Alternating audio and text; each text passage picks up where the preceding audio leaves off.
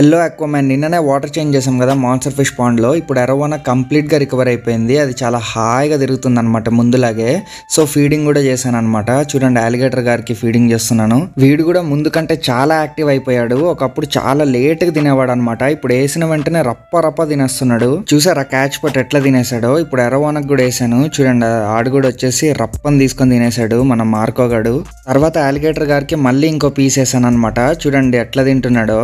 వీడు సైడ్ నుంచి పట్టుకొని దాన్ని నోట్లోకి వేసుకొని తింటాడు అనమాట. 6 feet అయ్యే చేప. చూద్దాం ఎంత ఫాస్ట్గా పెరుగుతాడో.